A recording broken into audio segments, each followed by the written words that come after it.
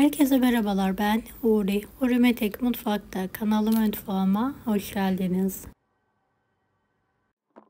Her yıl kilolarca patlıcanı bu yöntemle hazırlarım. Bahçeden topladığım patlıcanları yıkadım ve bıçak yardımıyla şöyle 3-4 yerinden delerek fırın tepsisine diziyorum.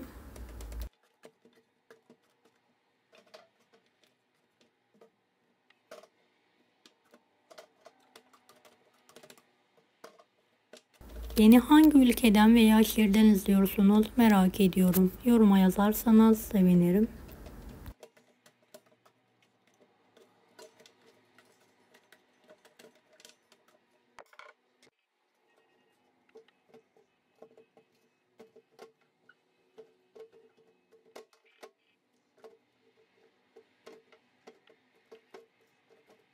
Evet, tüm patlıcanları fırın tepsisine dizelim.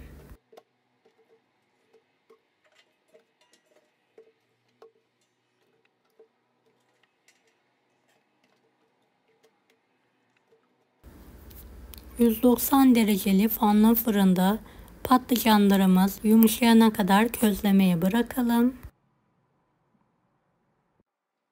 Evet, lokum gibi pişen patlıcanları fırından çıkardım ve üzerlerini streç film ile kapatıyorum ve bu halde soğumaya bırakıyorum.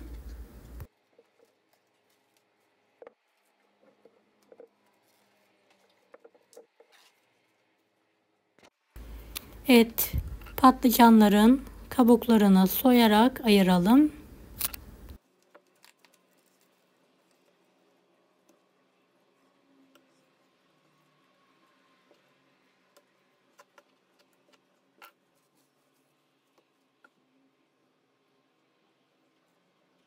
Evet, patlıcanları şöyle küçük küçük parçalar ayırarak ezelim.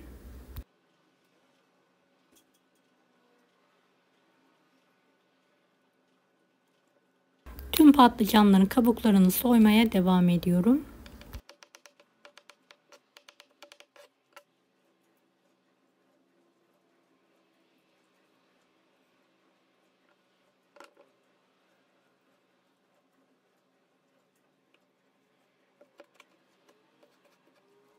Evet, hepsini soydum. Şöyle küçük küçük keserek eziyorum.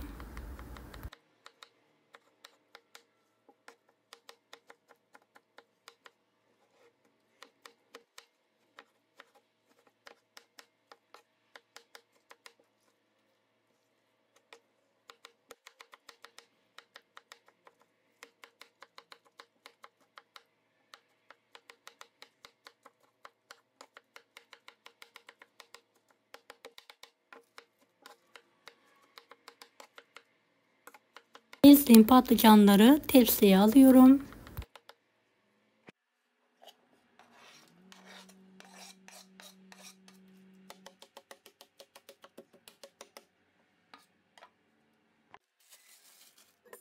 Bir yemeklik olacak şekilde buzdolabı poşetlerine pay ediyorum.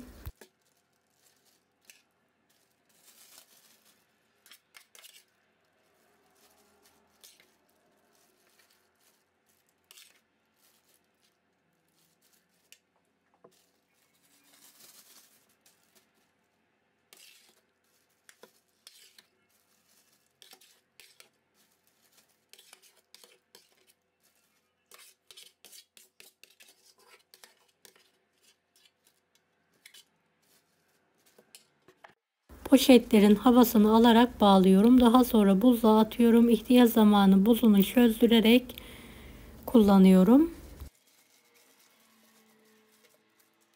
Deneyecek olan herkese şimdiden kolaylıklar dilerim. Kanalıma ücretsiz abone olmayı unutmayın. Bir dahaki videolarda görüşmek üzere. Allah'a emanet olun. Hoşça kalın. Daha farklı tarifler için bunları izlemeyi unutmayınız.